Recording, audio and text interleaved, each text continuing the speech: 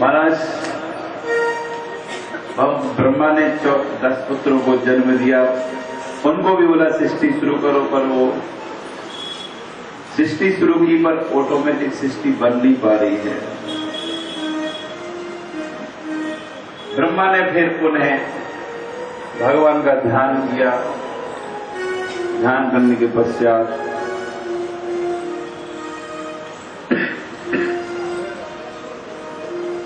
आज ब्रह्मा ने भगवान का धाम देखा। सृष्टि से पहले भगवान का धाम था, पहले भी था, अब भी है, रहेगा भी। क्योंकि महाप्रलय जब होती है तो ब्रह्मलोक तक पानी भरता है। भगवान का वैकुंठ धाम डूबता नहीं है।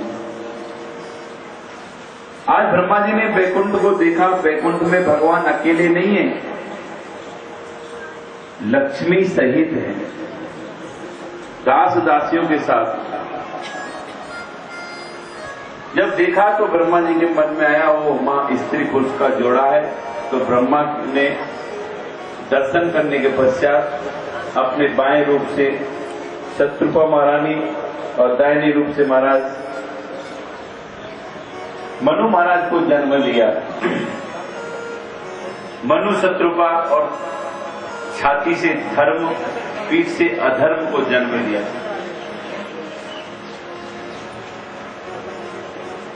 जब मनु शत्रुपा का जन्म हुआ होते ही नारद जी ब्रह्मा जी ने बोला आप सृष्टि शुरू करो, और उन्होंने बोला पितामह मैं सृष्टि को रखूंगा कहां, कि सारी दुनिया तो पानी में है, पृथ्वी है उसको भी एक असुर ले गया है। महाराज ब्रह्मा जी ने उस पृथ्वी को उद्धार करने के लिए, इको कम करो सर, उद्धार करने के लिए लाखों चेष्टाएं की, पर वो पृथ्वी को उद्धार कर नहीं पाए। लास्ट में महाराज भगवान के जब शरणागत हुए तो बोलते हैं ब्रह्मा जी को एक छींक आई, और छींक के रूप में भगवान बराहदेव प्रकट हुए। बोल बराह भगवान की। ये बराह भगवान महाराज देखते देखते महाराज इतना विशाल रूप प्रकट किया और समुद्र के अंदर चले गए, जहां महाराज पृथ्वी को असुर लेके रखा था। बराहदेव पृथ्वी को अपने दांतों के बीच में लेकर आने लगे। इतने में तो महाराज हिरण्याक्ष जो था वो विचरण कर रहा था। करते करते नारद जी को सामने टकरान हुआ, और नारद जी को देखते बोला बाबा इधर आ। हाँ, जब देखो ये बीड़े पे तान छिड़े होता है, नारायण नारायण बोलता रहता है, और कुछ आता है इसके सिवाय। नारद जी थोड़े से हिल गए, ये तो है असुर, लगता है ये अपनी सराहना सुनना चाहता है। जो असुर प्रकृति के लोग होते हैं वो अपनी सराहना सुनना चाहते हैं। उसको बोलो तुम ऐसा है तुम ऐसा है, वो फूल के कुप्पा हो जाएगा। पर शास्त्र बोलते महाराज अपनी सराहना अपने कान से नहीं सुननी चाहिए, उसका पुण्य खत्म होता है। बोलो हरे कृष्णा। सराहना नहीं सुनना। कोई कर रहा हो तो चैप्टर क्लोज करके दूसरा चैप्टर खोल देना। पुण्य बचाना चाहते हो तो, अगर हिरण्याक्ष की तरह रहना चाहते हो तो खूब सुनना, एक कान से नहीं 10 कान और ले लेना। भैया बोल मेरी बारे में, मैं बहुत अच्छी हूँ, मैं ऐसी हूँ, मैं ऐसी हूँ। बोला हरे कृष्णा। हाँ, सराहना नहीं सुननी चाहिए जो हमने सुना है, दोष होता है। पर आजकल तो महाराज सराहना के लिए कान लालायित होते हैं, कौन मेरी सराहना करे। जहां थोड़ी सी कमी हुई बोला मेरे को एक बार भी इन्होंने बोला नहीं, देखा नहीं, जाना ही छोड़ दो। पर जो आप कर रहे हो वो भगवान तो देख रहा है। भगवान की कृपा मानते हुए अच्छी बात है। आज हिरण्यकशिपु को इच्छा थी सुनने की, नारद जी ने फटक से अपना मंत्र को चेंज कर दिया और बोलने लगे हिरण्यगर्भ। भगवान की स्तुति उसमें हिरण्यगर्भ नाम आता है। हिरण्यकशिपु थोड़ा फूल की कुप्पा हो गया, वाह मेरा नाम उच्चारण कर रहा है। पर उनको क्या पता ये हिरण्यगर्भ किसका नाम, भगवान नारायण का नाम हिरण्यगर्भ है। बोले वो बात सब ठीक है, बंद कर बाबा ये सब हिरण्यगर्भ और फलाना गर्भ ये बोल। बोले क्या बोलूं, और अरे तुमको लड़ना भड़ना आता है कि नहीं। नारद जी समझे कि काम गड़बड़ है भाई, ये लड़ना चाहता है और लड़ना ठीक नहीं है। नारद जी ने बोला भैया लड़ना तो आता नहीं, लड़ाना आता है हमको। हाँ कल बोल रहा था ना, नारद उसकी बात रद्द नहीं होती है, वो ऐसा बोलेगा। आज हिरण्यकश्यप ने बोला भैया लड़ना आता है, बोले लड़ना नहीं आता, लड़ाना खूब आता है हमको। नारद जी अच्छे को लड़ा दें, कल लड़ा दिया ना, अच्छी चल रही थी, भगवान भोलेनाथ की घर चल रहा था, बढ़िया बसा हुआ था, और वहां आग लगा के आगे बाबा हैं। ये नारद जी तो ऐसे ही महाराज, नारद जी ने बोला भैया लड़ाना आता है, क्या चाहता है। बोले महाराज मेरी शरीर ना बहुत खुजली मार रहा है, मैं लड़ना चाहता हूँ, दो थोड़ा कुश्ती लड़ना चाहता हूँ। बोला ओ, बोले भाई अब तो हम थोड़े बुजुर्ग हो गए, तेरे जब थे जवानी में बड़े तेरे पहलवान तेरे जैसे लोगों को लुढ़काया, वो थोड़ा डर गया है, इतनी ताकत। बोला हाँ पर अब थोड़े बुजुर्ग हो गए, छोड़ दिया है, लड़ाना आता है। बोले जल्दी बताइए फिर। बोला ऐसा बताऊंगा तेरी खुजली आज की नहीं जन्म जन्म की खुजली मिट जाएगी। जा जिस वस्तु से तुम खेलता था ना, उस वस्तु को एक सुगर ले जा रहा है, पकड़ उसको। और तो बड़ा भगवान लेके आ रहे थे, लाते लाते महाराज बड़ा भगवान आ रहे थे। अब उससे कैसे लड़े, जाननी पहचाननी, लड़ोगे कैसे।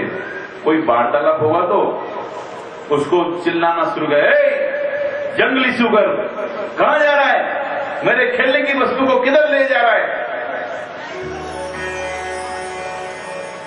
भगवान ने ध्यान नहीं दिया, तेरा काम बोलना बोल, एक बार भी ध्यान नहीं दिया।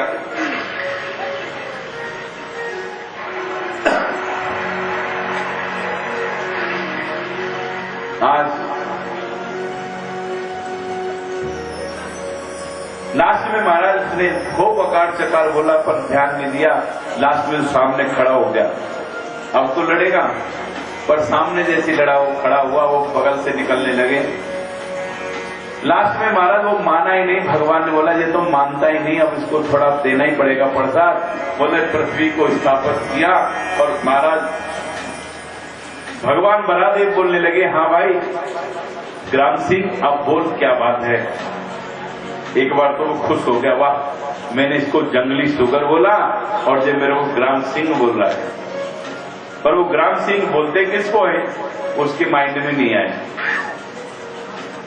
ग्राम सिंह महाराज बोलते हैं कुत्ते को। देखना कुत्ता जब घर के सामने होता है कितना शेर बनता है, जैसे कि मैं ही शेर हूं, और जैसे ही अपने घर से छूट के इधर उधर जाए पूंछ दबा के भागता है, वो नहीं फिर मिलेगा।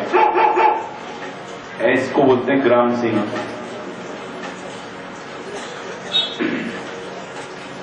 इधर क्या हुआ महाराज, जैसे ही महाराज उसको समझ में आया, दोनों में लड़ाई शुरू हुई और लड़ते लड़ाते महाराज भगवान बरादेव ने ऐसा मारा उसको, ऐसा दाव मारा, उसके प्राण पखेरु निकले और वो भगवान का प्यारा हो गया। पृथ्वी को महाराज लेके फिर चले बरादेव।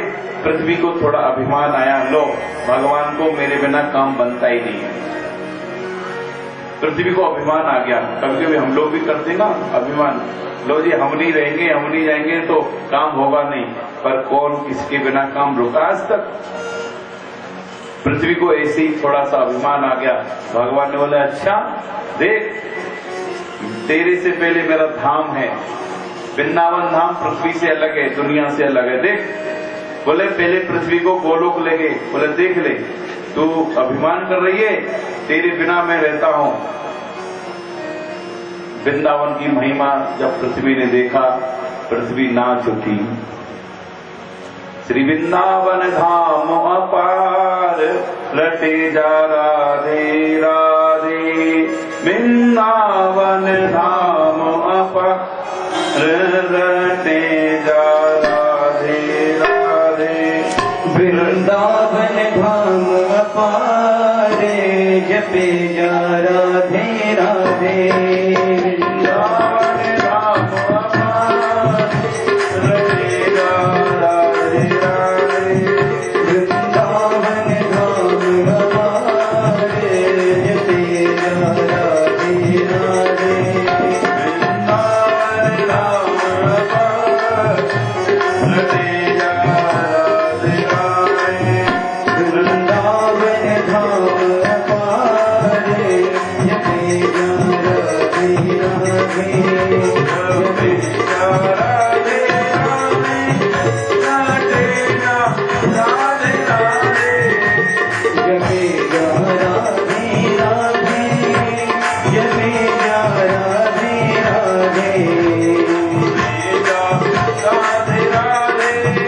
राधे राधे, राधे राधे। जपे जा राधे राधे, भजे जा राधे राधे। हो जाए तेरा पार, जपे जा राधे राधे। वृंदावन धाम अपार जपे जा राधे राधे। वृंदावन में राधे राधे, वृंदावन में राधे राधे, बरसाने में राधे राधे। वृंदावन में राधे राधे, बरसाने में राधे राधे। राधे राधे राधे राधे राधे राधे राधे। वृंदावन धाम अपार जपे जा राधे राधे। वृंदावन धाम अपार जपे जा राधे राधे। चांगल राधे राधे, चांगल राधे राधे, तुझे प्यारी राधे, हमारी प्यारी राधे राधे राधे राधे राधे।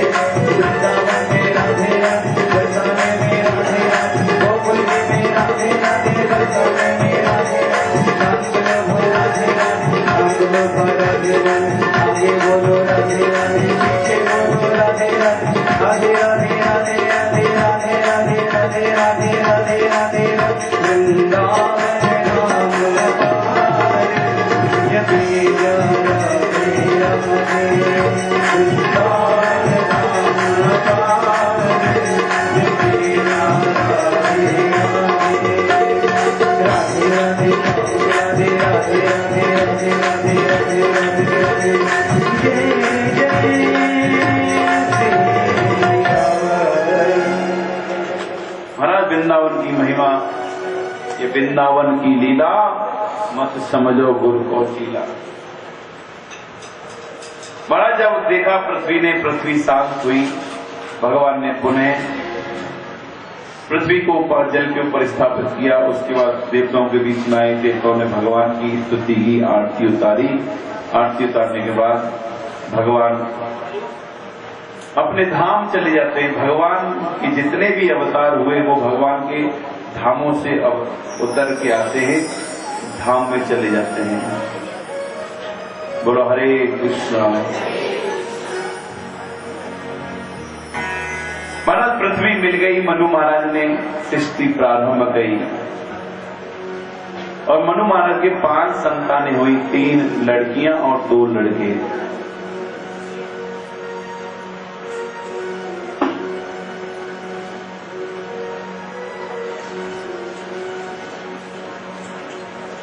तीन लड़की 2 लड़के, आकुति, देवोती, प्रसूति।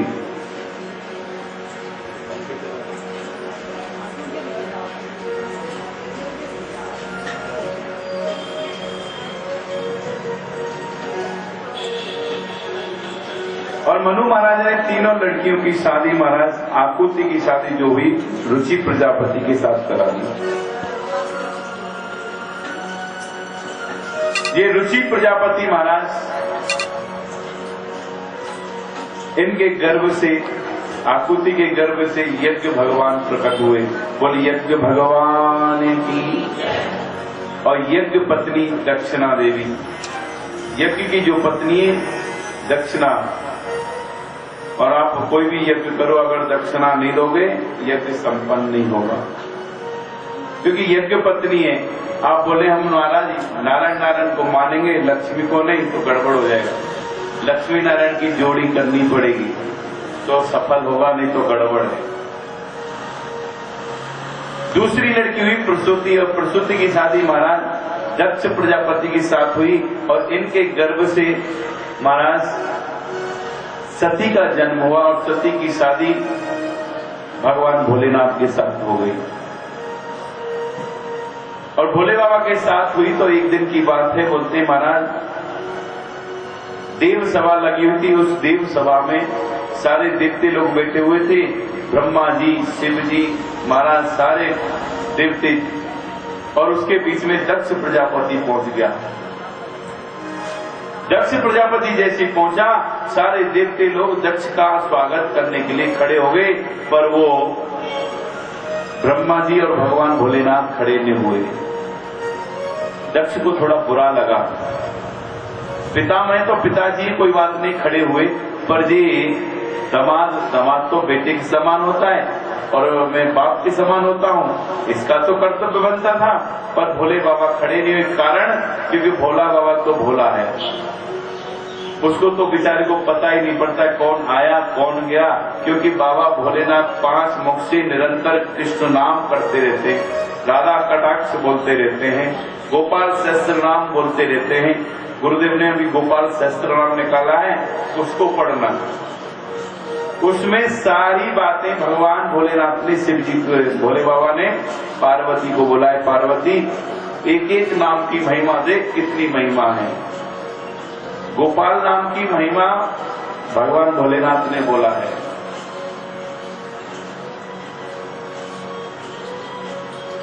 बोलो हरे कृष्णा। उन लोग तो भगवान की मस्ती में मस्त थे, पर महाराज क्या हुआ, इधर उसको बुरा लगा। उसने क्या किया, जी भोला सीधा उल्ट पुल्ट बोलने लगा भोलेनाथ के नाम पर। ये तो महाराज भूतनाथ है, भूतों का नाथ है, भूतेश्वर है महाराज। ये तो शमशान में रहने वाला है, ये तो भस्म रमाने वाला है, ये शिव है, सब शिव नहीं सब है सब। उल्टा पुल्टा बोलने लगा। भगवान भोलेनाथ मां से चले गए, पर गणों में तू में हो गई। लास्ट में महाराज ने बोल ही दिया कि मैं ऐसा एक यज्ञ करूंगा जिसमें भोले को मैं बैठने को नहीं दूंगा, क्योंकि देवताओं के बीच में बैठने योग्य नहीं है भोला। पर भोला तो भोला ही है, उसको कोई फर्क नहीं। कोई सराहना करे तब भी कोई बात नहीं, कोई गाली दे तब भी कोई बात नहीं, वो तो बाबा भोले है। आज क्या हुआ, उनको तो कोई फर्क नहीं, पर शिष्यों को फर्क पड़ गया कि ऐसे कैसे हो सकता है। पर महाराज वो दक्ष है, दक्ष ने ऐसा ही किया। महाराज भगवान भोलेनाथ को अनादर करने के लिए उसने एक यज्ञ रचा, और उस यज्ञ में सारे देवताओं को निमंत्रण दिया, सारे ऋषियों को दिया महाराज, पर भोले बाबा को निमंत्रण नहीं किया। अब सारे ऋषिगण देवतेगण सब गए कि महाराज दक्ष ने यज्ञ तो रखा है, सब लोग गए, क्योंकि दक्ष ने यज्ञ किया तो दक्षिणा मोटी मिलेगी, और मोटी दक्षिणा के पाने के चक्कर में सब लोग चले गए। अब ये पता नहीं कि दक्षिणा के चक्कर में कभी कभी गड़बड़ भी हो जाता है। आज महाराज वो गए, जाके हुआ क्या, इधर जब सब जा रहे थे तो सती को मालूम पड़ा कि मेरे मायके यहाँ यज्ञ हो रहा है और मैं घर में बैठी हूँ। ऐसा कभी होता नहीं है कि मायके घर में यज्ञ हो और माताएं ना जाएं। महाराज ससुराल में कितना भी काम बिगड़ रहा हो, कुछ भी हो, पर वो मायके जहाँ जाएगी जाएगी। बोलो हरे कृष्णा। क्योंकि माई का रिश्ते पक्का है।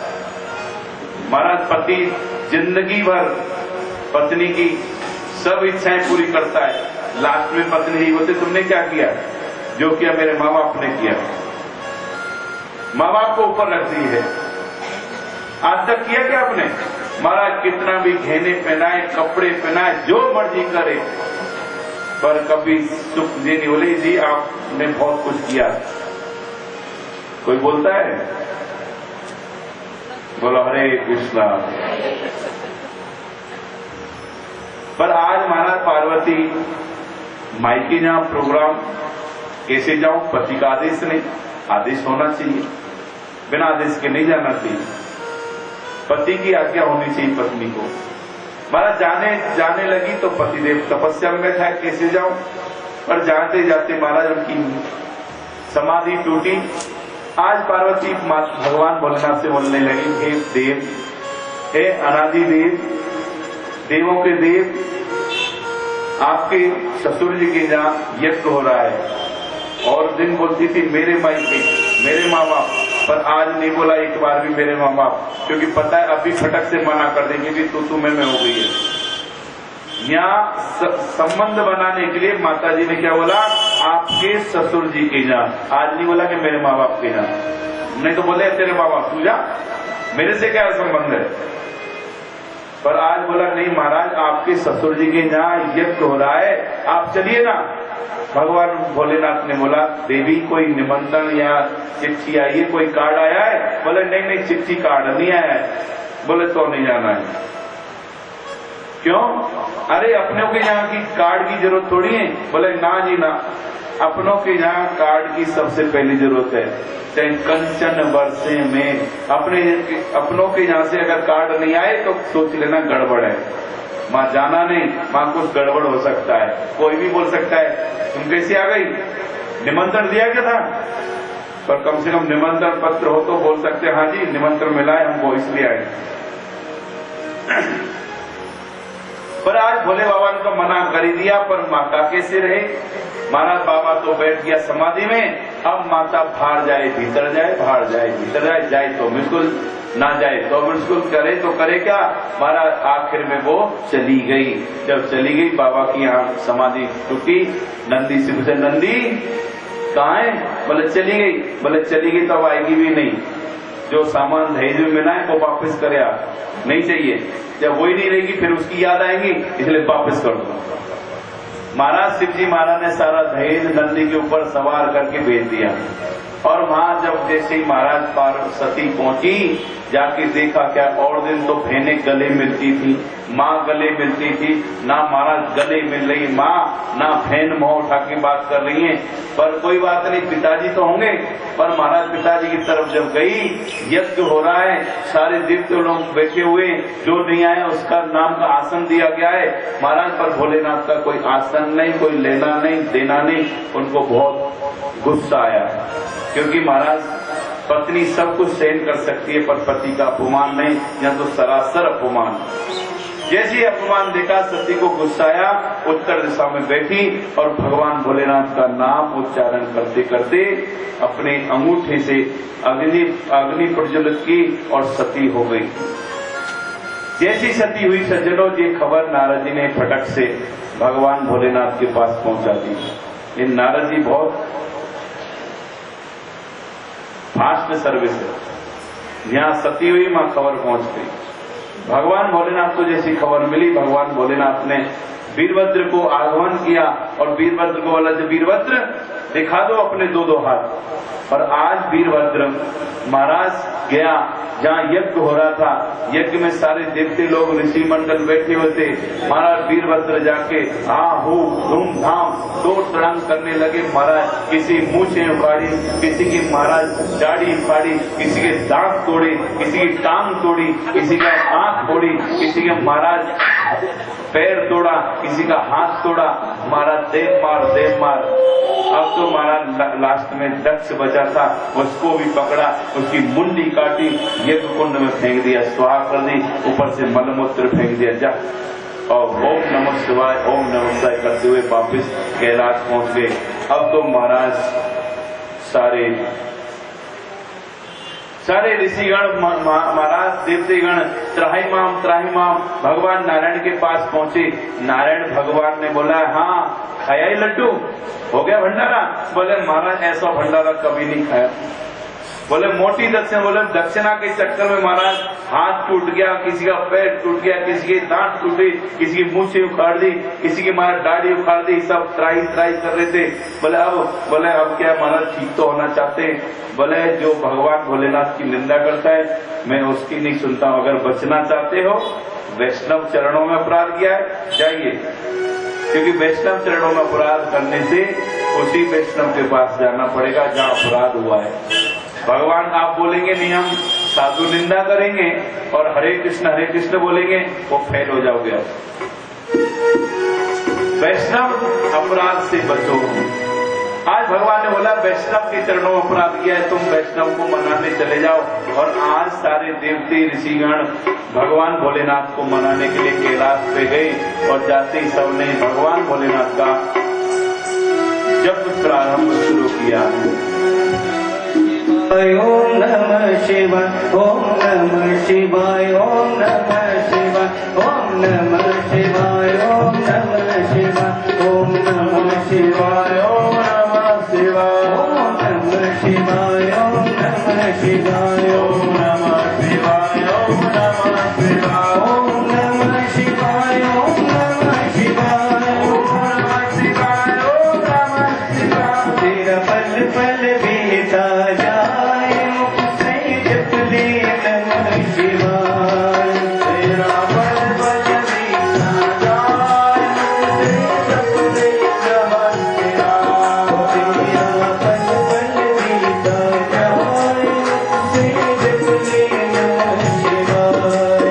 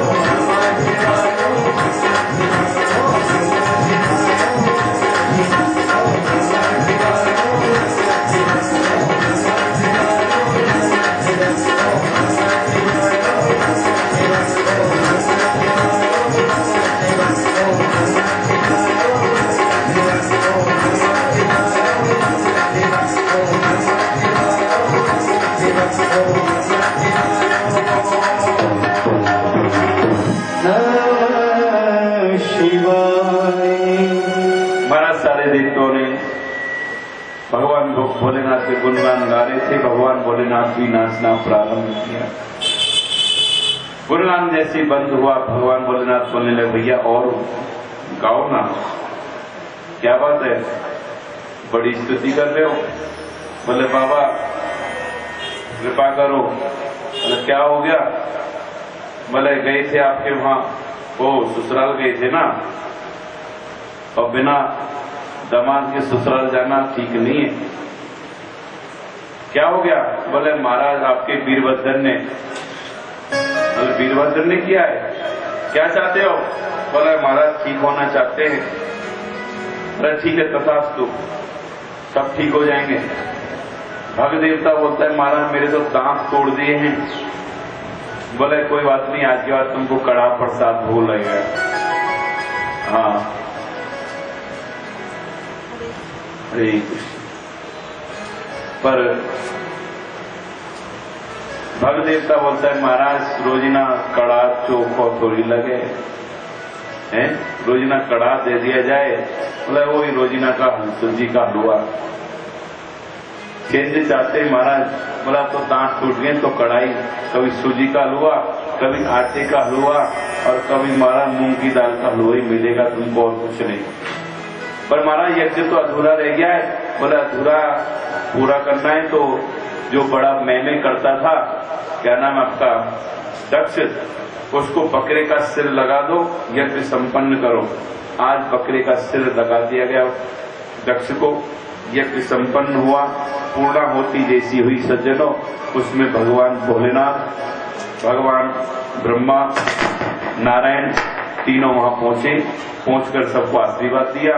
देने के पश्चात तीनों देव कृपा करते हुए, दक्ष कुछ बोलना चाह रहा है भगवान भोलेनाथ, और बोले कैसे? अब तो वो मनुष्य वाली जीवा नहीं है ना।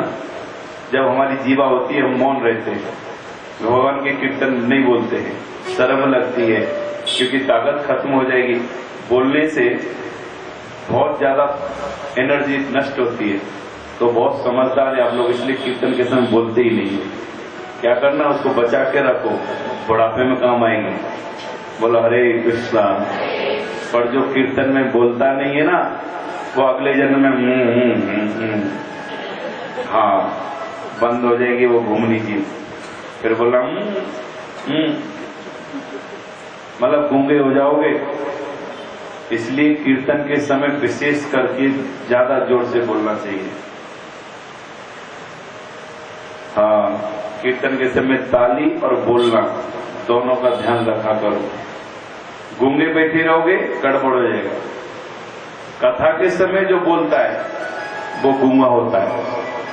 कथा के समय कथा चली और आप गप मारना शुरू करो, गड़बड़ हो जाएगा। बड़ी मीठी मीठी गप शुरू हो जाती है कभी कभी, और नॉन स्टॉप। गप नहीं मारनी चाहिए, क्योंकि ये यज्ञ हो रहा है। यज्ञ में बीच में ही बोलना ठीक नहीं है, किंतु यज्ञ के समय कीर्तन हो रहा हो उसमें चुप नहीं बैठना चाहिए। आज भोलेनाथ को कुछ बोलना चाहा, पर बोले कैसे कि जीवा तो है ही नहीं। अब तो वो बकरे वाले में महाराज बोलना चाह, बम बम बम बम बम बम बम बोले नमस्कार, जैसे बोला भगवान भोलेनाथ खुश हो गए, कुछ बोल रहा है। और महाराज बम बम बोले बोलोगे ना, भीतर जाकर शिव मंदिर में बाबा खुश हो जाता है। बोले वो क्यों? बोले ससुर का दिया हुआ नाम है ना, क्योंकि ससुराल से जो मिलता है ना वो बड़ा प्यारा होता है, आदमी संभाल के रखता है। हाँ, दहेज की सारी सामग्री को अलमारी में शोकेस में रखता है कि वहां से मिला है। भले कितना भी खराब हो उसको भी संभाल के रखता है। बोलो हरे कृष्णा। हाँ, ज्यादा बखान नहीं करूंगा, इतना ही काफी है। बाकी का समझ जाओ कि सारा सामान मतलब सारा जो भी आता है ससुराल से। हाँ, बोलो हरे कृष्णा। आज भोले बाबा कृपा करके चले जाते हैं। उसके आगे सुखदेव गोस्वामी परीक्षित, मनु महाराज की दोनों तीसरी पुत्री का नाम है देवहूति। ये देवहूति की शादी कर्दम मुनि के साथ हुई।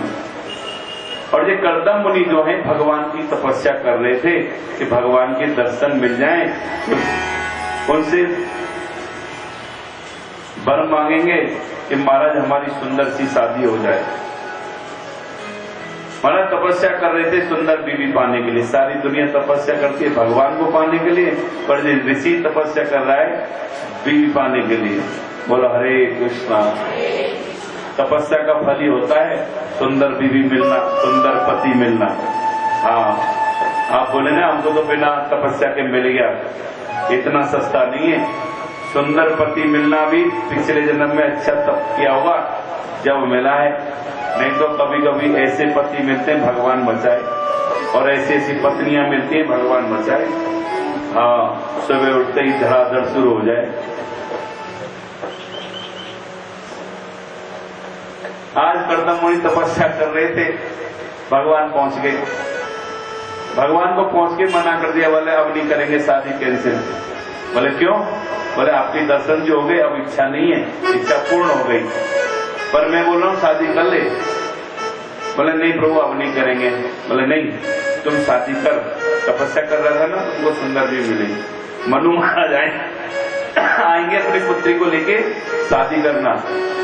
बोले ठीक है महाराज, आप बोल रहे तो कर लेंगे, शर्त है आप पुत्र रूप में आएंगे तो कर लूंगा।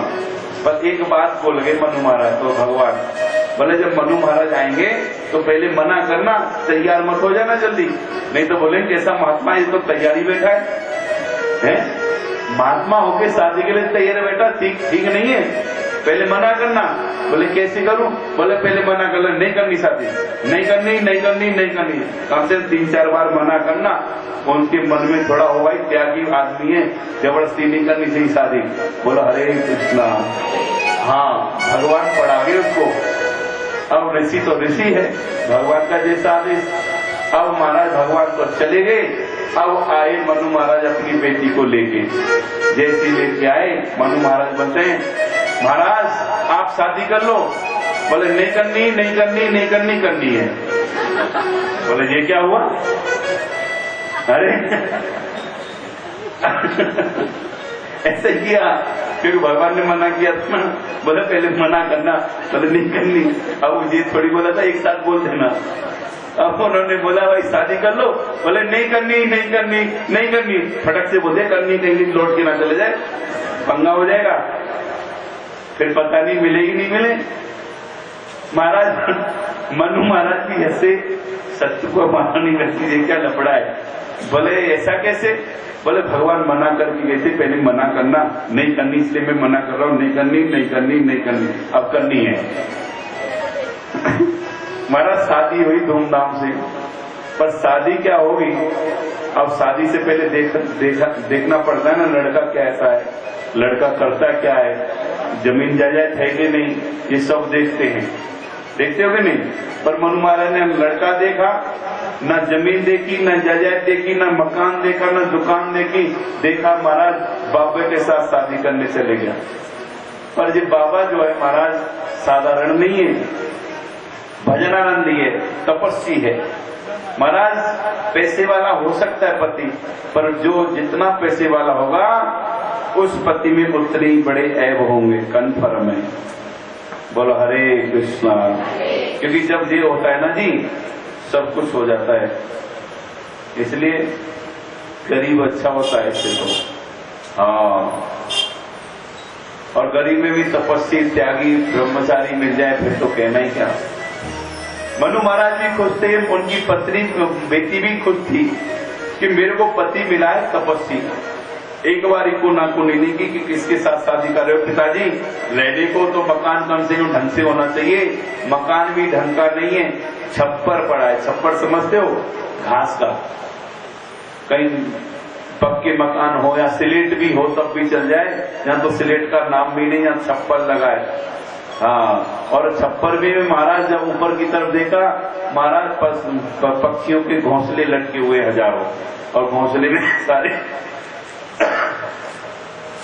पर जब नीचे देखा, नीचे भी महाराज सारी उस छप्पर के नीचे सारे बिल्ल बने हुए, कहीं सांप जीभ लफड़ा पड़ा रहा है, कहीं मेढका लफड़ा पड़ा टर कर रहा है, कहीं महाराज कुछ हो रहा है, ये सब देखती वो।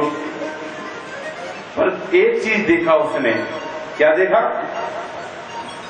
उस झोंपड़ी के अंदर सारे पक्षी भी हैं, सारे जीव जंतु भी हैं। महाराज वहीं सांप रहता है, वहीं महाराज मेढका रहता है, वहीं नेवला रहता है। अब सांप, नेवला और मेढका और चूहा एक साथ रह सकते हैं? बोलो बोलो हाँ। एक ही घर में, एक ही बिल में, पर वहां रह रहे हैं। कारण वो महापुरुष की तपस्या का फल है। जहां महापुरुष लोग होंगे, वहां चोर, लफंगे, बदमाश, डाकू सब एक साथ रहेंगे, अच्छे सज्जन सब रहेंगे, क्योंकि तपस्या के बल पर। आज अब देखो बाबा भोलेनाथ के पास कौन कौन रहता है? बाबा भोलेनाथ का वाहन कौन है? बैल, नंदी बाबा। और माता जी का वाहन कौन है? शेर। शेर और बैल एक साथ रह सकते हैं। और बाबा गणपति का वाहन कौन है? चूहा। और महाराज कार्तिक का वाहन कौन है? मोर। अब मोर और चूहा एक साथ रहेंगे? कहने का मतलब महाराज जहां भजन होगा, तपस्या होगी, वहां महाराज सब कुछ हो सकता है। आज वो देवती को बड़ी खुशी थी कि मेरे को पति तपस्वी मिला है। शादी हो गई। शादी के होने के पश्चात अब पति को क्या करना चाहिए? पति बोलता है पत्नी से, देवी नई नई शादी हुई है, मेरा एक ही मत है कि कुछ तपस्या कर लेनी चाहिए, क्योंकि बुढ़ापे में तपस्या नहीं होती है। जो होगा जवानी में होगा। खा लो जवानी में पच जाएगा। महाराज मटर मस्ती मारे हो जवानी में। अब महाराज घूम फिर आओ जवानी में, क्योंकि बुढ़ापे में ना गुड्डे चलने, आंखों से दिखना नहीं है, खाओगे अपचत हो जाएगा, कुछ भी नहीं होगा। जो होगा भजन साधन करना है जवानी में, बुढ़ापे में नहीं होगा। आप बोले नहीं बुढ़ापे में करेंगे, पहले मस्ती मार लेते हैं, फिर मस्ती मारते रहो, फिर बाद में ही मस्ती मारते रहेंगे। आज कर्दम मुनि बोलते हैं देवी तपस्या कर लेते हैं, बाद में नहीं होगी। और स्वयं महाराज इतना बोलते बोले ठीक है पतिदेव जैसा आपकी इच्छा। और वो तपस्या में बैठ गए। और बैठे तो बैठे महाराज देवहूति भी इतनी सज्जन, बोलते माँ बाप शादी तो करा गए पर दहेज में कुछ नहीं दिया। आजकल तो सारी आइटमें दे देते ना, वो दामाद के लिए नहीं देता है कोई, बेटी के लिए देता है अपनी को। बेटी जेबी ले जा, बेटी वॉशिंग मशीन ले जा, कष्ट ना उठा ले, बेटी फ्रिज भी ले जा, बेटी कूलर ले जा, बेटी एसी ले जा, बेटी गाड़ी ले जा, कष्ट बेटी को देते हैं, दामाद को कोई देता है? दामाद को कोई नहीं देता है। फिर बेटी से प्यार है ना, बेटी कष्ट में नहीं होनी चाहिए। पर जहाँ शादी हुई, जहाँ पिताजी कुछ दे के नहीं गए और पति ऐसा मिला है वो बाजार कराने नहीं गया और तपस्या, और माना शादी के बाद ही तुरंत बैठ गया तपस्या में। आप बोलो उसको क्या करना चाहिए? ऐसे पति के पास रहना चाहिए? अरे कम से कम मार्केट तो करा देता, थोड़ा घूम फिरा के लिया था। हमीरपुर की मार्केट सही, हमीरपुर की भी नहीं घुमाई, तपस्या में बैठ गया। माँ बाप भी नहीं देखे गए, एक साड़ी पहन के आई थी उसी में है। अब क्या करना चाहिए? कोई हमार होता तो एक घंटा देखता, 2 घंटा देता, तीसरे घंटा बोलता धर रख तू अपनी धर्मशाला को, मैं चलती हूँ। हाँ, पर वो देवहूति की थी महाराज। देवहूति ने कुछ विचार नहीं किया, पति का जैसा आदेश उसी कपड़े में नहा लेती है, उसी को शरीर में सुखा लेती है और तपस्या करना शुरू कर दिया। करते करते बोलते सज्जनों कई हजार साल निकल गई। निकलने के बाद क्या हुआ? आज कर्दम मुनि की आंखें खुली, खुलते ही देखा एक जबरी अम्मा बैठी हुई है। बोलो हरे कृष्णा। अब कई हजार साल निकल गई। कर्दम मुनि बोलने लगा देवी आप कौन हो? और पति पत्नी से पूछे कि देवी आप कौन हो? महाराज फटक से रसोई घर में बेलन लेके आएगी, 2-4 जमाएगी, फिर बोलेगी मैं कौन हूं। हाँ, पूछ के देखना आज। हाँ, फिर हो जाए 2-2 हाथ।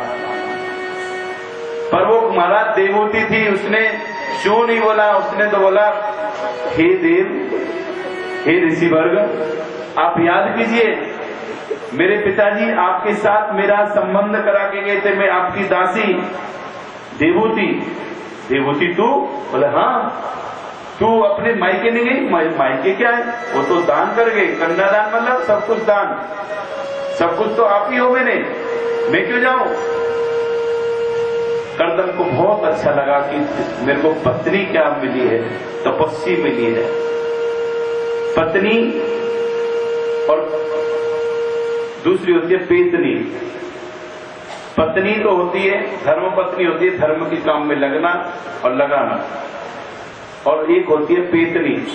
पेतनी का अर्थ है महाराज ना धर्म का काम करना और ना करने देना। बोलो हरे कृष्णा। पर महाराज कर्दम मुनि खुश थे, उन्होंने बिंदु सरोवर में उनको नहलाया, फिर एक कामोदक विमान मन से प्रकट किया और उसमें सवार हुए 10,000 दासियों के साथ विमान में आरूढ़ हो गए और महाराज उस विमान में कई साल तक वो विचरण करते रहे।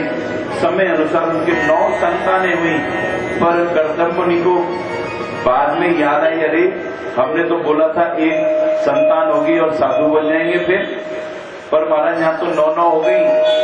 जाने लगे, देवती माता बोलने लगी, पतिदेव आप तो चले जाओगे, मैं किसके भरोसे रहूंगी।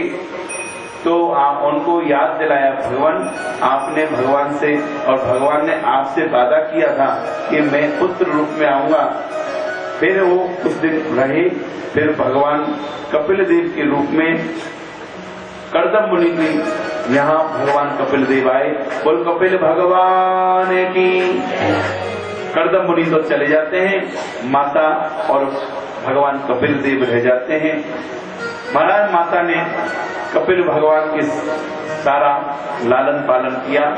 एक दिन की बात है सज्जनों, माता जी कपिल देव का लालन पालन करके ऊंची आसन पर सिंहासन में बैठाकर उनके चरणों में बैठ गई और भगवान से प्रार्थना करने लगी, हे भगवान, हे देव, मेरे को समझ में नहीं आता मैं कौन हूं, ये प्रकृति क्या है, ये पुरुष क्या है और हमारा कर्तव्य क्या है। भगवान आप कृपा करके ये सब बताइए। कपिल भगवान बोलते, माँ उल्टी गंगा क्यों भारी है, मैं कुछ नहीं जानती हूँ। माता देवती बोलती है, मैं सब जानती हूँ, तुम कौन हो। क्योंकि जब आपका जन्म हुआ था प्रभु, सारे देवते लोग आए थे, आपकी स्तुति की, गर्व स्तुति हुई, आप साक्षात नारायण हो, इसलिए आपके चरणों में मेरी बारंबार विनती है, आप कृपा करके बताइए मैं कौन हूं और मेरा कर्तव्य क्या है। महाराज कपिल भगवान बोलते, माँ मैं बताने को तो 1 मिनट नहीं लगनी है कि तुम कौन हो, तुम्हारा कर्तव्य क्या है, किंतु तुमको समझ आ भी सकती है, नहीं भी आ सकती है। इसलिए माँ मैं तुमको एक ही बात की राय दूंगा कि तुमको अगर कुछ जानना है, कुछ सीखना है माँ, तो तुमको साधु संगति करनी पड़ेगी, क्योंकि बिना साधु संगति से तुमको कुछ समझ में नहीं आएगा। फिर तो देवती ने पूछा कि भगवान ये साधु है कौन।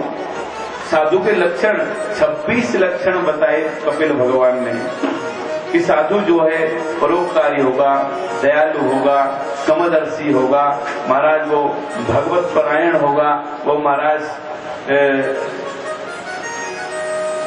ये सारे लक्षण बोलते पर माँ साधु उसको मानना जो अनन्य भाव से जो मेरी भक्ति करता है वो ही पक्का साधु है।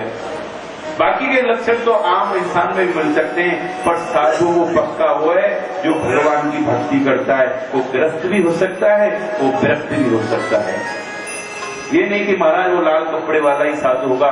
साधु का में तो वेशभूषा है लाल कपड़ा हुआ, पर वो संत भी हो सकता है, ग्रस्त भी हो सकता है, पर उसमें एक ही लक्षण होगा, कृष्ण एक शरण, केवल मात्र कृष्ण भक्ति ही करता हो वो ही पक्का साधु है।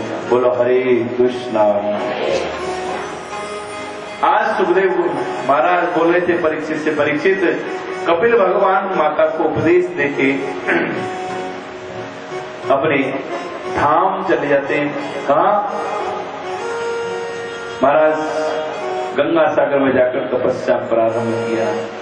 गंगा सागर में जो आश्रम है ये कपिल मुनि का, ये भगवान कपिल का है। कपिल 2 हुए हैं, एक कपिल मुनि हुए, एक कपिल भगवान हुए। ये कपिल भगवान का आश्रम है। आज भगवान कपिल देव चले गए, माता देवती साधु संगति में रहते हुए, भगवान की भक्ति करते हुए, समय व्यतीत करते हुए भगवान के धाम चली जाती है। वृंदावन बिहारी लाल सावरे से मिलने का सत्संगी ही बहाना है। सावरे से मिलने का सत्संगी बहाना है।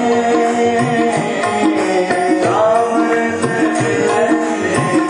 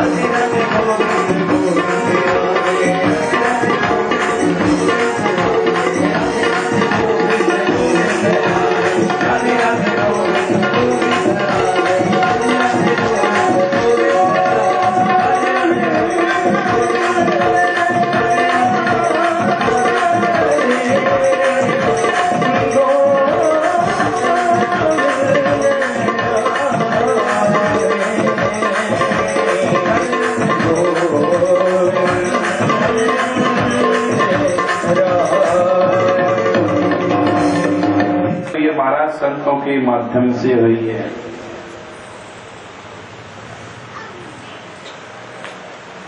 इसलिए संतों से बना के रखो, बिगाड़ो मत। संत से बनी रहेगी तो भगवान से बन जाएगी, संतों से बिगाड़ोगे तो गड़बड़ हो जाएगी।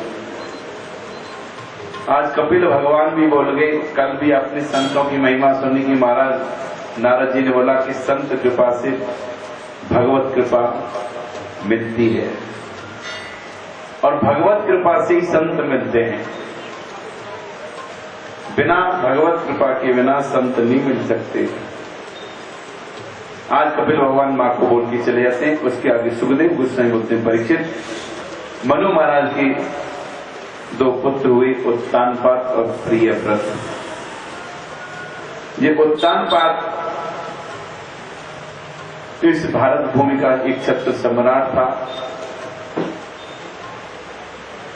इसके 2 पत्नियां थी, एक का नाम था सुरुचि, एक का नाम था सुनीति। सुरुचि और सुनीति दोनों में फर्क है। सुरुचि मतलब अपनी इच्छा अनुसार बढ़िया खाएंगे, बढ़िया रहेंगे, बढ़िया पहनेंगे, ये सुरुचि की इच्छा है। सुनीति, जिसकी सुंदर नीति, सुंदर बुद्धि हो, उसको सुनीति बोलते हैं। सुंदर नीति मतलब कथा लगी आजकल शिव मंदिर में, चलो सुनाते हैं, लो बढ़िया सुन ली कथा। हर बार ही सुनते हैं, वही बापे वही गौड़िया मठ वाले, बंद करो। चलो बढ़िया मूवी लगी है, महाबली, महाबली क्या बाहुबली, देखो सबको याद है, हमको तो याद ही नहीं हुआ उनका है। सब देख भी लिए, 2-2 बार देख लिया, पता नहीं क्या भूत प्रेतों को देखते रहते। उसको बोलते हैं सुरुचि। सुरुचि मतलब अपनी इच्छा अनुसार सब काम करना। सुनीति मतलब अच्छी नीति कि चलो भगवान की भक्ति कर लेते हैं। और उत्तानपाद का अर्थ बोलते हैं जिसके पैर ऊपर की तरफ हो, वो उत्तानपाद है। ये मनु का बेटा तो है ही उत्तानपाद, पर एक कथा हम लोग से जुड़ती मिलती जुलती है, हमारी कथा है।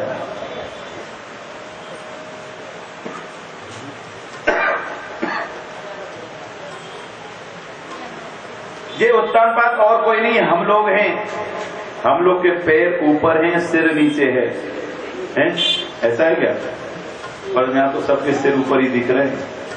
मतलब अब की बात नहीं कर रहा हूं मैं, जब माँ के घर में होते हैं सब उल्टे लटके होते हैं। और हम लोग की सबकी 2-2 पत्नियां हैं। जितने भी यहाँ बैठे हैं सबकी 2 पत्नियां हैं, एक रुचि, सुरुचि और सुनीति। 2 पत्नियां की एक है? आप लोग की भी 2 पत्नियां हैं, जे सब बाबे बैठे इनके भी 2 हैं, और जो पंडित लोग बैठे इनकी भी 2-2 हैं। हाँ प्रकाश चंद जी, कितनी है? अब डर रहे ना, पत्नी बेटी अगर बोलती 2 हैं, रात को बात जाए लड़ाई, तो लड़ाना चाहते महाराज, कैसे बोले? 3 कैसे हो जाएंगे? हाँ, एक तो बेटी है, 2 हम बनाए, ये तो फिर ज्यादा पंगा हो जाएगा। क्या सुभाष जी कितनी है? 2 के 3? ये तो फंसने फंसाने वाली बात। और लड़ाई करवाना चाहते, चौकी 2 रोटी मिल रही है सूखी गीली। पर महाराज आप लोग की भी 2-2 पत्नियां हैं। उत्तानपाद हम ही हैं। ये मनु का लड़का तो है ही है, पर हम भी मनु की संतान है ना, हम लोग भी उत्तानपाद हैं। हम लोग ज्यादा प्यार सुरुचि को पसंद करते हैं, सुनीति को नहीं। थोड़ा खाने पीने में कमी हो जाए तो फिर देखो, बोलो हरे कृष्णा। आज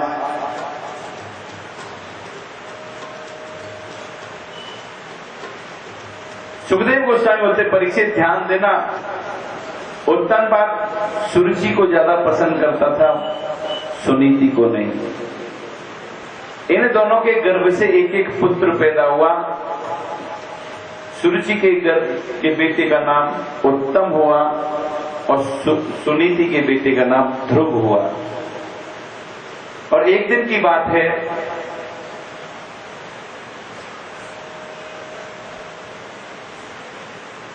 ध्रुव खेल रहा था और उत्तम भी अपने पिताजी की गोदी में बैठ के खेल रहा था। खेलते खेलते उसकी निगाह पड़ी कि पिताजी की गोदी में मेरा भाई बैठा है। उसकी भी इच्छा हुई कि मैं भी पिताजी की गोदी में जाकर बैठूं, खेलूं। होती है कि एक भाई बैठा है। देखो जब बच्चे 2 छोटे छोटे घर में होते हैं ना, वो देखने का मजा आता है। कभी कभी हम जाते कलेक्शन करने तो देखते हैं, एक घर में 2 बच्चे अगर एक जैसे हुए, जुड़वा कभी कभी देखते हैं, कभी कभी अपना हो और 1 साल का भी गैप हो, तब भी वो देखने को आता है। उसको वो चाहिए, दूसरे को भी वही चाहिए, और खेचा खेच होती है। फिर थड़ापड़ हो जाता है, एक तो पड़ भी जाता है। वो आपसे भी लड़ लेते, नहीं तो माँ पिटाई कर देती है। पर आनंद आता है दोनों को जब बच्चे आपसे में करते तो। उसको वही खिलौना, उसको भी वही। आज महाराज ध्रुव की भी इच्छा हुई कि मैं भी पिताजी की कुर्सी में जाके बैठूंगा, मैं भी बैठूंगा। पर सज्जनों, जैसी वो बैठना के लिए प्रस्तुत किया कि बैठूंगा जाकर, इतने में तो महाराज की जो सौतेली मां थी, महाराज ध्रुव का कान पकड़ा और नीचे उतार दिया, उतर नीचे, क्योंकि तेरा अधिकार नहीं है यहां। अगर बच्चा तूने इस गोदी में बैठना है तो तू भगवान की आराधना कर, भगवान खुश होकर तेरे को दर्शन देंगे। जब दर्शन देंगे तो उनसे वरदान मांगना कि भगवान मेरे को सुरुचि के गर्भ से जन्म दो, तू जब मेरे गर्भ से जन्म लेगा, मेरा बेटा बनेगा तो इस गद्दी का अधिकारी होगी, अन्यथा इस गद्दी का अधिकार नहीं है। वो तो बच्चा 5 साल का था, उसको समझ नहीं, पर दुख हुआ कि मेरे को बैठने नहीं दिया, बहुत दुखी हुआ। पर रोवे सुरोवे बच्चे को पास तो एक ही बल है, जब काम नहीं बने तो रोना शुरू करो। रोना प्रारंभ किया, किंतु सज्जनों बोलते हैं सुखदेव गोस्वामी परीक्षित, उसके पिता ने एक बार भी नहीं बोला कि भाई तुम ऐसा क्यों बोल रही है, क्योंकि जितना अधिकार तेरे बेटे का उतना ही अधिकार इसका, बल्कि इसका ज्यादा है, जो बड़ी रानी का बेटा है। क्योंकि बोला इसलिए नहीं, क्योंकि वो ज्यादा रुचि को ही पसंद करता, सुनीति को नहीं। वो बोलेगा कैसे? बच्चा रोता रहा, आखिर सुखदेव गोस्वामी परीक्षित रोते रोते एक दासी आई, उस बच्चे को पकड़ के उसकी मां तक पहुंचाया। जब उसकी मां तक पहुंचाया, एक बार तो सुखदेव गोस्वामी बोलते परीक्षित उसकी मां खूब रोई है बच्चे को गले लग के, क्योंकि बच्चा रोवे मां भी रोवे। लास्ट में जब दासी ने बोला कि क्यों रो रहा है, ये सारा वृत्तांत जब सुनाया तो अपने आप को सुनीति ने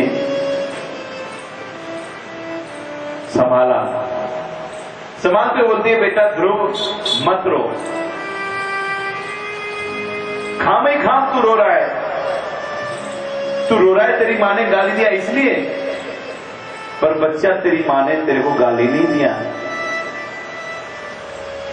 डांटा इसलिए, बोले तेरी मां ने डांटा नहीं, ये तो बच्चा तेरे अपने कर्मों का फल है। ध्यान देना सज्जनों, क्या बोल रही है सुनीति, सुंदर नीति क्या बोल रही है? बच्चा ये तेरी मां का गलती नहीं है, ये तेरी कर्मों का फल है। तूने निश्चय किसी को गाली दी थी, आज गाली के बदले गाली मिल गई, इसलिए मत रो।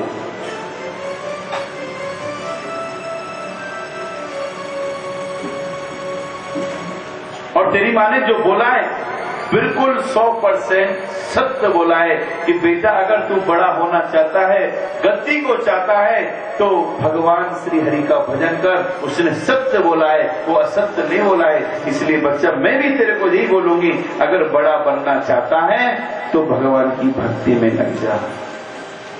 बोलो हरे कृष्णा।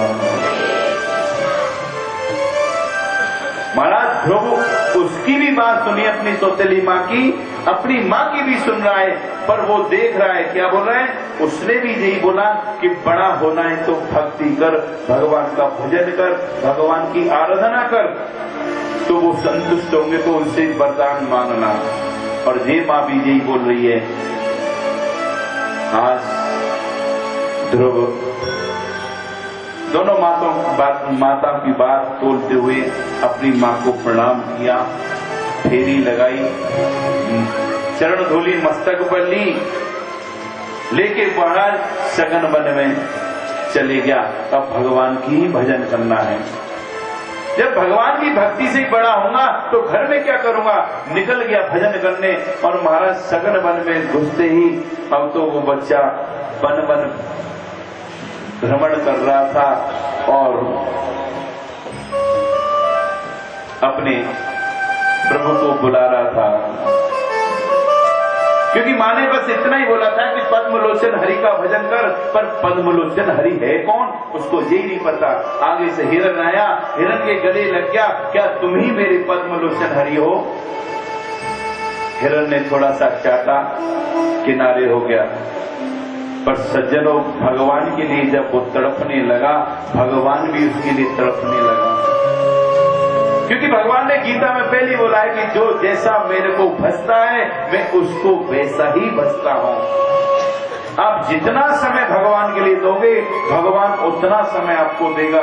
किंतु आप भगवान के लिए समय नहीं दोगे, भगवान भी बोल देगा डोंट केयर, मैं भी नहीं जानता हूं तुमको। सीधा फंडा है। भगवान की तो बात छोड़ो, आप अपने परिवार वालों को देख लो। जितना समय परिवार वालों को दोगे उतना परिवार वालों से मिल जाएगा। नहीं दोगे तो बोले ये मेरे को नहीं जानती, मैं तो क्यों जानूं।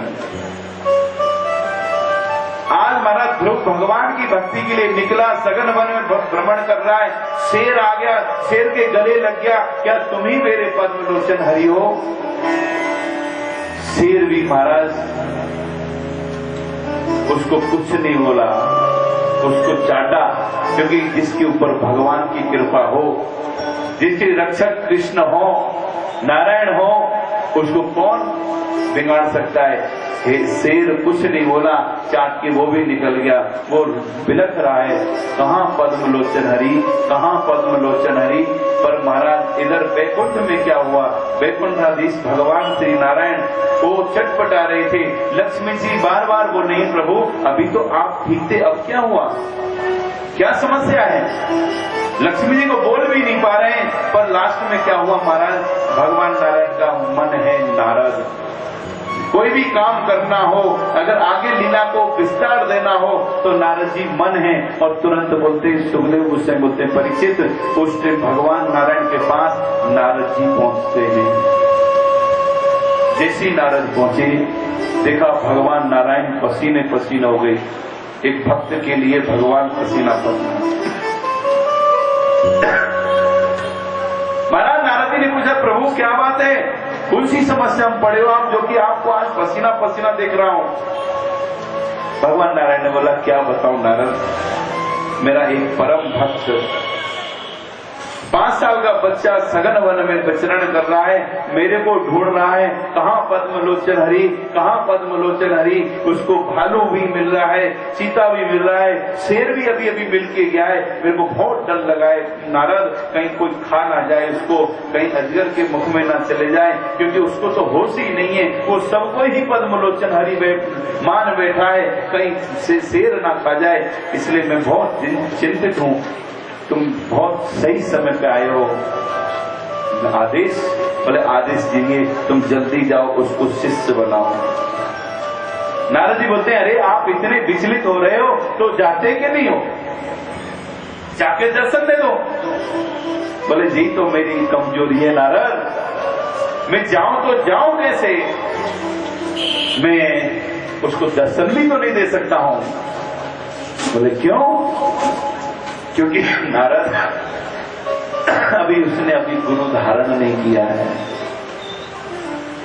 और जब तक गुरु धारण नहीं करोगे सज्जन, तब तक भगवान कृपा नहीं करेंगे, दर्शन नहीं देंगे। मैं उसको किस बेस पे दर्शन दूं। अगर मैं दर्शन देने गया, सारे वेद, सारे पुराण, सारे उपनिषद झूठे हो जाएंगे कि महाराज गुरु बिना गति नहीं है, गुरु बिना ज्ञान नहीं है। और जब तक गुरु धारण नहीं करें तब तक भगवत दर्शन भी नहीं है, तो मैं कैसे दर्शन दूं। इसलिए नारद तुम जल्दी जाओ, उसको शिष्य बनाओ। आज भगवान नारायण की ये व्याकुलता को देखते हुए नारद जी फटाफट आए। जिस बच्चे के लिए भगवान व्याकुल हो रहे हैं, वो बच्चा कैसा भक्त है, जाके देखो तो सही, देखो तो सही। महाराज नारद जी आए, आके देखा क्या वो बच्चा भटक रहा है, रो रहा है, कहाँ पद्मलोचन हरि, कहाँ पद्मलोचन हरि। आज नारद जी को देखते ही चरणों में पड़ गया, गुरुदेव कृपा करो पद्मलोचन हरि से मिला दो। नारद जी ने बोला कौन है तुम, कहां से है, क्या करना है। महाराज मैं उत्तान पात का लड़का ध्रुव हूं। ओ तेरी माँ ने कुछ बोला और उसके चक्कर में तुझे आ गया सघन वन में, शेर खा जाएगा, भालू खा जाएगा, जा वापस घर। बच्चों में भजन नहीं होता है, जब बड़ा हो जाएगा उसके बाद भजन करना। नारद जी सच बोला ना, बचपन से भजन नहीं होता है, भजन तो बुढ़ापे में होता है। महाराज ध्रुव से बोला, ध्रुव ने बोला हाँ गुरुदेव ठीक बोल रहे हो। गुरुदेव मैं एक काला मुखड़ा गांव अपने से माता पिता को नहीं दिखाऊंगा, आया हूं उसके द्वार पर कुछ करके हटूंगा, या दरस दिखा दे नहीं तो मर के मिटूंगा। भगवान अगर ये चेहरा भगवान के दर्शन नहीं हुए, खा जाने दो शेर को, खा जाने दो भालू को, कोई परवाह नहीं है, पर मैं अब वापस नहीं जाऊंगा जब तक भगवान की दर्शन नहीं हो जाए, भगवान की प्राप्ति ना हो जाए। नारद जी बोलते रहे कि भगवान कोई गाजर मूली का खेत है, उखाड़ो खा लो, शेर खा जाएगा तेरे को। बोले खा जाने दो, पर मैं भगवान से जरूर मिलके ही जाऊंगा। जब देखा नारद जी ने, बाप रे बाप, बच्चे में क्या भगवान के प्रति दृढ़ विश्वास, क्या लालसा, क्या उनमें उत्कंठा है कि भगवान की भक्ति करनी है, भगवान को पाना है, तो निश्चय भगवान जरूर दर्शन देंगे। आज नारद जी ने उनके ऊपर कृपा की। कृपा करने के बाद बोलते हैं, नारद जी ने उनको मंत्र दिया, और मंत्र देते हुए बोलते हैं, बोले ध्रुव चले जाओ मधुवन में, मधुवन में जाकर 3 दिन संध्या करना, इस मंत्र का जप करना, भूख लगे तो खा लेना, भूख लगे तो खाना। हमारी तरह नहीं, भूख है तब भी 2 सट लो, नहीं है तब भी 2 सट लो। हाँ आज एकादशी व्रत है ना, सब थोड़ा थोड़ा खा के आए ना, कि नहीं खाया? बोलो हरे कृष्णा। किसने व्रत किया है? हाथ खड़े करना जो एकादशी किया है। हाँ प्राय 80% ने किया ही किया है, अभी 20% रह गए हैं। ऐसा ना करो, अब तो 100% टू 100% रिजल्ट आना चाहिए। कि 18 साल हो गया, 17 साल कंटिन्यूस एकादशी के बारे में बोलना। एकादशी करनी चाहिए, जो जिन्होंने नहीं की है वो करो, और एकादशी महात्म ले जाओ, उसको पढ़ो, पढ़ोगे तो जरूर करोगे। ज्यादा मैं नहीं बोलूंगा, पर एकादशी के दिन रोटी खाना बहुत बड़ा दोष लिखा है, पाप लिखा है, उस पाप से बचना है। संसार में आए हो, एक तो हम है ही अपराधी, ऊपर से और अपराध करें तो पता नहीं क्या गति होगी।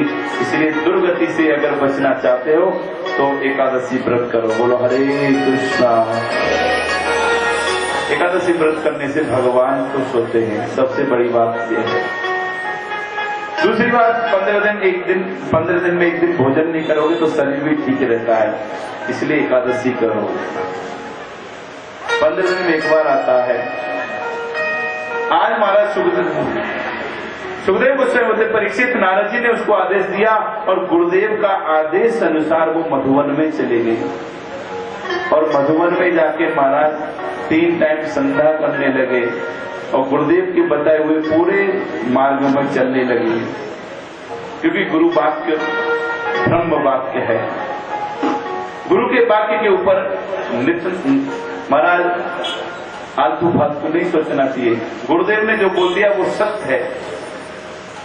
आज गुरुदेव के आदेश अनुसार वो मधुवन में गए, और मधुवन में जाकर सज्जनों वो भगवान का भजन जो दिया था उसको जपने लगे। आओ 2 मिनट हम भी जप लेते हैं, भगवान कृपा कर दें, हमारे ऊपर भी आशीर्वाद हो जाए। ओम नमो भगवते वासुदेवाय, ओम नमो भगवते वासुदेवाय, वासुदेवाय हरि वासुदेवाय, वासुदेवाय हरि वासुदेवाय, वासुदेवाय हरि वासुदेवाय, वासुदेवाय हरि वासुदेवाय। ओम नमो भगवते वासुदेवाय।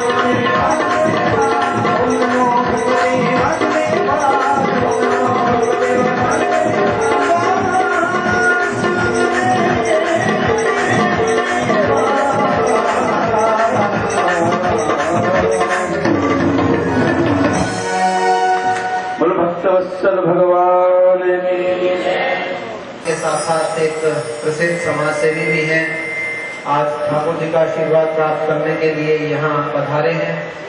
मेरा विनम्र निवेदन है उनसे कि वे महाराज श्री से आशीर्वाद प्राप्त करें और महाराज श्री से भी निवेदन है कि वे राणा जी को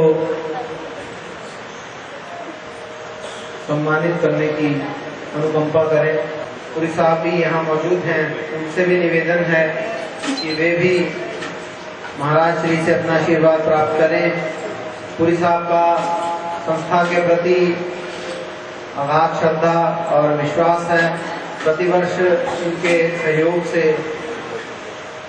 जगन्नाथ रथ यात्रा के संदर्भ में जितने भी फ्लेक्सेस वगैरह बनते हैं उनकी सेवा पुरी साहब के माध्यम से होती है। राणा जी के साथ उनके दो सहयोगी विशाल जोगोता जी, श्री शहनशाह जी भी आए हैं। मेरा उनसे भी निवेदन है कि वे भी महाराज श्री से आशीर्वाद प्राप्त करें। श्री खुशहाल जी पुरी साहब के साथ भी भक्तवृंद, आप सबको सुपरिचित ही है कि ये जो सजीव अपनी ये कथा हो रही है, इसका सजीव प्रसारण प्रतिदिन एच टुडे चैनल पर शाम को 8 से 10 बजे के बीच में होता है। तो हम लोगों के जो भाई बंधु रिश्तेदार इस कथा का सजीव प्रसारण नहीं कर पाते होंगे, वो टीवी चैनल के माध्यम से रात को 8 से 10 बजे के बीच में इस कथा का लाइव प्रसारण जो है वो उस समय देख सकेंगे। राधे राधे। वृंदावन बिहारी लाल की, श्रीमद् भागवत महापुराण की। ध्रुव जी महाराज गुरुदेव के बताए हुए रास्ते पर साधना में प्रवीण हुए। सुखदेव गोस्वामी बोलते परीक्षित उनका 1 मास निकल गया और 3 दिन के बाद वो थोड़ा सा फलार करने लगे, दोना भर। और फल भी क्या खाते हैं? कैथ, बिल और बेर, क्योंकि जंगल में तो यही मिलता है। हमारे ब्रजभूमि में तो प्राय बेर मिलते, वो भी छोटे वाले, बड़े नहीं मिलेंगे। बेर अब बड़े बड़े विदेशी लगाए, हम पहले छोटे छोटे होते थे। और बेल फल जो शिव जी के ऊपर बेल पत्ता चढ़ा था वो, और एक कैथ होता है। आपके यहाँ तो बड़े छोटे छोटे कैथ होते हैं ना, वो नहीं, हमारे यहाँ कैथ इतना बड़ा होता है, अगर एक खा ले बंदे का पेट भर जाए। पर ध्रुव जी एक नहीं खाते थे, भगवान को भोग जरूर लगाते थे 3 टाइम, गुरुदेव का आदेश है। पर भूख लगने पर वो दोना भर के, दोना भी कितना, जितना हाथ में आए उतना, एक हाथ में, क्योंकि एक से तो खाना है। और 3 दिन के बाद 1 महीना निकाल दिया, पर भगवान की प्राप्ति नहीं हुई। जब भगवान की प्राप्ति नहीं हुई, उनको बहुत विचलित होने लगे, बेचैन होने लगे कि मेरे को 1 महीना जब करते करते हो गया, अभी तक भगवान नहीं मिले। लगता है मेरे साधना में कमी है। और मेरे दादा गुरुजी बोलते थे, अगर आपने अपनी साधना को तोलना है, नापना है, तो ये ध्रुव की कथा ये थर्मामीटर है भजन साधन में। अगर आपका मन लगे कि हमारा भजन नहीं हो रहा है, मेरे को भगवान की प्राप्ति नहीं हुई, तो सोचना हमारा भजन अभी शुरू हुआ है, उससे पहले भजन नहीं हुआ, उससे पहले तो समय पास हो रहा है। आज ध्रुव को लगने लगा कि महाराज मेरे को 1 महीना निकल गया, अभी तो भगवान की दर्शन नहीं। महाराज दूसरा महीना प्रारंभ होते ही बोलते सुखदेव गोस्वामी परीक्षित, ध्रुव ने छठवें दिन के बाद वो भोजन वो फलार करने लगे। 3 दिन छोड़ दिए, 6 दिन के बाद, 6 दिन के बाद वो थोड़ा सा फलार लेते हैं और दिन भर भजन, दिन रात भजन करती करती 2 महीना भी गुजर गए, पर भगवान की प्राप्ति नहीं हुई। तीसरा महीना प्रारंभ हुआ, सुखदेव गोस्वामी बोलते परीक्षित, उसने भजन साधन और टाइट कर दिया। हम लोग तो 1 दिन देखते हैं, 2 दिन देखते हैं, तीसरे बोले कोई बेनिफिट तो हो नहीं रहा है, छोड़ दो, खूंटी पे टांग दो। पर वो ठीक नहीं है, वो बुद्धिमानी का काम नहीं है। एक शिष्य गया गुरुदेव के पास, जाकर बोलता है गुरुदेव मेरे को नामदान दे दो। बोले नामदान लेगा? बोले हाँ। बोले नामदान लेगा तो मेरे इस तरह मेरी बात सुननी, बोले गुरुदेव सब बात सुनूंगा, मेरे को नामदान दे दो। शिष्य ने बोला, गुरुदेव ने उसको नामदान दे दिया। बोले ले इस माला को जप कर। और बच्चा जप करने लगा, और जप करने लगा, करते करते 2-4 माला हो गई। गुरुदेव से बोलता है, गुरुदेव भगवान के तो दर्शन हुए नहीं, ये तो 5 माला हो गई। अब था तो बच्चा, अब कैसे समझाए भाई, तुम कितना दिन जप करना पड़ेगा। बोले और कर, भगवान करेंगे कृपा। उसने और 5-7 माला जप कर दी। बोले गुरुदेव भगवान के दर्शन तो हुए नहीं। बोले बच्चा और कर, मिलेंगे। करते करते उसने 16 माला कर दी, और भगवान के तो दर्शन हुए नहीं। बार बार यही बात पूछे कि भगवान के दर्शन नहीं हो गुरुदेव, भगवान के दर्शन नहीं हो गुरुदेव। गुरुदेव भी क्या करें, गुरुदेव ने बोला ऐसे नहीं समझेगा जी, चलो चल भगवान के दर्शन करने। बोला हाँ। बोले चलिए। ले गए हर की पौड़ी पर गंगा जी में, और जनवरी का महीना था। बोले तू नहाएगा पहले कि मैं? बोले नहीं गुरुदेव आप ही नहा लो पहले, क्योंकि बच्चा डर गया, क्योंकि ठंडी के दिन है, ठंडा पानी होगा। बोले गुरुदेव पानी ठंडा है? बोले नहीं गर्म है, दिख नहीं रहा है, देख धुआं निकल रहा है। और ठंडियों में तो अपने आप सोता ही पानी से, चाहे ठंडा हो या गर्म, उसमें धुआं निकलता है। बच्चा बोला वास्तविक गर्म होगा। बोले गुरुदेव आप ही नहा के आओ पहले। महाराज गुरुदेव नहाने, बोले ध्यान रखना कपड़ों का, जहाँ चोर बड़े हैं हर की पौड़ी पर ले जाएंगे। बोले चिंता मत हो गुरुदेव, मैं रक्षा करता हूँ, आप नहाइए। गुरुदेव नहाने गए, और नहाने गए, डुबकी लगाई, डुबकी लगा के आ गए। बोले गुरुदेव पानी ठंडा? बोले कहाँ ठंडा, दे धुआं निकल रहा है। उसने सोचा वास्तविक गर्म होगा। अब तो गुरुदेव के कहने पे बोले जा नहा क्या, नहा क्या? बोले हाँ ना, कपड़े खोल। कपड़े खोल दिए। जैसी डुबकी मारी, मारा पहली सीढ़ी पे उतरा। बोले बाप रे बाप, पानी तो एकदम ठंडा, बर्फ का पानी। बोले नहीं ठंडा, मार गुरुदेव ये तो ठंडा है। बोले मूर्ख, नीचे गर्म है, ऊपर ठंडा है। शायद नीचे वाली सीढ़ी पे ठंडा गर्म होगा, वो नीचे। मैं जब पहली बार देहरादून गया, अब हमारे गांव में तो सिस्टम है कि 2-4 बाल्टी डालो, गर्म पानी आता है। अब देहरादून की टंकी मैंने खोल दी, बगल वाले बाथरूम में गुरुदेव नहाने लगे। मैंने 1 बाल्टी फेंकी, 2 फेंकी, 3 फेंकी। गुरुदेव बोले क्या कर रहा है? बोले गुरुदेव गर्म पानी निकाल रहा हूँ। बोले मूर्ख, जहाँ ऐसे ही पानी होता है, नहाने इसमें।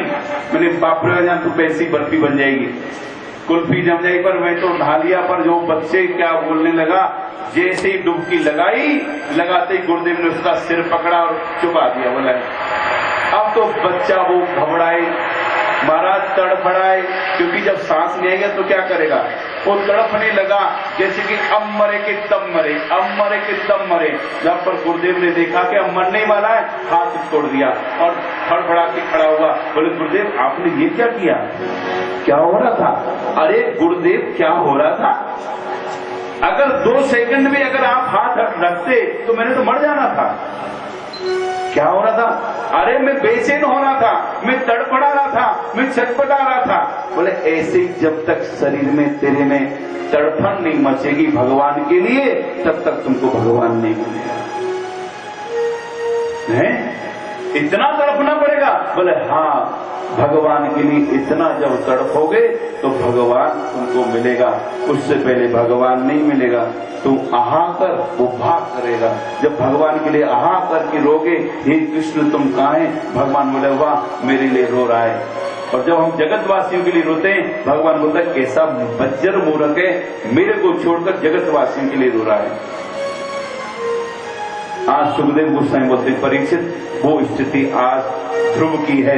ध्रुव तड़फड़ा रहा है, 3 महीना निकल गए कि भगवान के दर्शन नहीं हुए। 4थे महीने में तो उसने बोला मैंने अब महाराज 12वें दिन में जाकर एक बार सांस लेता है, सांस लेनी छोड़ दी। बोले 12 दिन से पहले सांस ही नहीं लूं, खाना छोड़ा, पीना छोड़ा, करते करते 4था महीना भी गुजर गया। 5वां महीना जैसे प्रारंभ हुआ, अब तो ठान लिया कि सांस लेनी ही नहीं है, जब भगवान के दर्शन होंगे तभी सांस लेनी है। और आज महाराज भगवान की प्राप्ति के लिए कठोर तपस्या में बैठ गया, सांस रोक ली महाराज। और जैसी सांस रोकी सारी जगह त्राही त्राही होने लगी। सारे देवते लोग त्राही त्राही करके ब्रह्मा के पास मांगे, पितामह सांस नहीं आ रही है, ऑक्सीजन की कमी हो गई है। बोले ऑक्सीजन के सिलेंडर मंगा देते। बोले नहीं महाराज फेल हो गए वो सब। बोले क्या करें? बोले पता नहीं क्या अनर्थ हो रहा है, आप कृपा कीजिए। ब्रह्मा ने बोले चिंता मत करो, मैं भी भगवान विष्णु से तार जोड़ता हूँ। भगवान विष्णु से पूछा, भगवान विष्णु बोलते हैं घबराओ मत, देता हूँ। मेरा एक भक्त तपस्या में बैठा है। बोले भगवान अगर ऐसी तपस्या 2-4 घंटे और कर लेना सब फेल हो जाएगा सारा सिस्टम। बोले क्या हो रहा है? बोले सबकी ऑक्सीजन कम हो गई। बोले ऑक्सीजन कम हो गई तो चिंता मत, बस जा रहा हूँ। आज महाराज ध्रुव जी तन्मय होकर भगवान की भक्ति कर रहे थे, मंत्र को जप किए जा रहे थे। जपा सिद्धि जपा सिद्धि जपा सिद्धि ना संशय। महाराज आप जब मंत्र जप करोगे तन्मय होकर वो मंत्र वो प्रकट होकर आपके सामने मूर्त रूप से प्रकट हो जाएगा। बोलो भक्त वत्सल भगवान की। आज महाराज ध्रुव जी गुरुदेव की बताए हुए मंत्र को जप कर रहे थे। जप करते करते भगवान भी बैकुंठ से आगे सामने खड़े थे, पर वो मस्ती से जप किए जा रहे हैं, मस्ती छाई हुई थी। जब मंत्र की मस्ती आती फिर दिखाई नहीं देता कौन आया कौन गया, क्या लिया क्या नहीं दिया। वो जप कर रहे थे, भगवान सामने खड़े, वो देख ही नहीं रहा है, खुश है। भगवान नारायण को 5 मिनट हो गया उसके सामने खड़े खड़े, पर कुछ देखा ही नहीं सुना। लास्ट में भगवान बोलते कैसा बच्चा है, ये तो देखता भी नहीं। अरे एक बार देख तो ले, मैं आया हूं। पर देखा भगवान ने, ओहो इसके गुरुदेव इसके हृदय में जो मूर्ति बना के गए ना, जब मंत्रदान दिया तो भगवान गुरुदेव ने बोला था वो शंख चक्र गदा पद्मधारी पीताम्बरधारी वैजंती मालाधारी महाराज मोर मुकुटधारी, वो सारे स्वरूप का बखान करके उसका ही ध्यान कर रहा है। ओ इतने में भगवान नारायण ने क्या किया, वो स्वरूप को मां से अंतर ध्यान किया। अंतर ध्यान जैसे हुआ वो छटपटाया, छटपटाया आंखें खोली और आंखें खोलते देखे वो भगवान का स्वरूप सामने दिखाई दिया। बोल भक्त वत्सल भगवान की जय। वो खुश हो गया, वाह जो भीतर था वो सामने, वो सिद्धि पूरी हुई। आज भगवान भी खुश, भगवान भक्त को देख रहे हैं, भक्त भगवान को देख रहा है, आमने सामने देख रहे हैं एक दूसरे को। पर भगवान चाह रहे हैं कुछ बोले, भक्त भी चाह रहा है कि भगवान कुछ बोले, पर बोल कोई नहीं रहा है। लास्ट में भगवान ने बोला हे ध्रुव बोल, पर 5 साल का बच्चा वो क्या बोले, अब उसको क्या आता है। महाराज वो बोलना भी चाहे तब भी नहीं बोल पा रहा है। पर भगवान ने जब उसके ऊपर कृपा की, अपना जो शंख था उसके कपोल पे लगाया, होठों पे भी नहीं कपोल, ये गाल, जैसे स्पर्श कराया वो महाराज बोल पड़ा, हे भगवान मैं आपका सोया हुआ प्राणी, मेरे आज भाग्य खुल गए, आपके दर्शन बोला, वेद स्तुति करने लगा। मूकम करोति वाचालम पंगम लंघयति गिरिम यत् कृपाहं तहं वंदे दिनदार माधवम। महाराज जब भगवत कृपा हो जाए मूर्ख व्यक्ति बोलना शुरू कर देता है, गूंगा आदमी बोलना शुरू कर देगा, जो लंगड़ा आदमी कभी चल नहीं सकता है, अगर भगवत कृपा हो जाए सज्जनों वो पर्वत पर चढ़ सकता है। आज ध्रुव बोल पड़ा, भगवान मैं धन्य हूँ आपकी सेवा में, आपकी मेरा अहोभाग्य आपके दर्शन हुए। वेदों की स्तुति कर रहा था महाराज, गोविंदम आदि पुरुषम तमम भजामि, मैं आपको बारंबार प्रणाम करता हूँ। करते करते सुखदेव गोस्वामी बोलते परीक्षित, भगवान ने बोला ध्रुव मैं तेरी भक्ति से संतुष्ट हूँ, तुम मेरे से वरदान मांग, क्या चाहता है। ध्रुव बोलता है भगवान मेरे को कुछ नहीं चाहिए, अगर देना है तो बस इतना दीजिए, आपका भक्त बना रहूं, आपकी सेवा मिलती रहे, आपका भजन करता रहूं और कुछ नहीं चाहिए।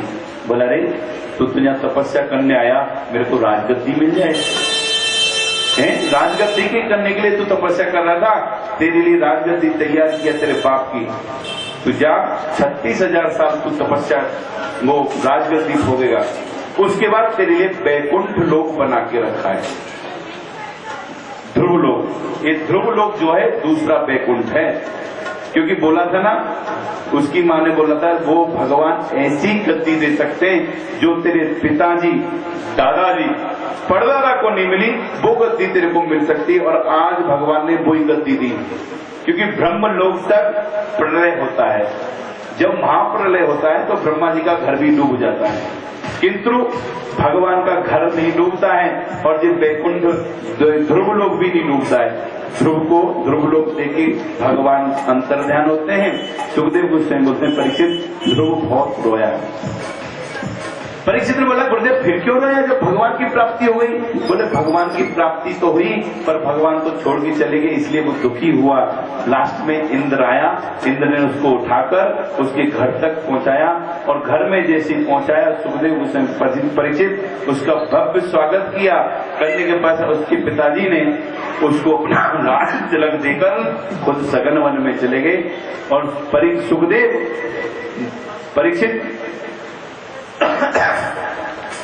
ध्रुव 36,000 साल राजभोग किया, निश्चिंत होकर राजभोग करते करते एक दिन की बात है, परीक्षित वो राजत्व कर रहा था, पर उसका जो छोटा भाई था उनका लड़ाई यक्षों के साथ हो गई।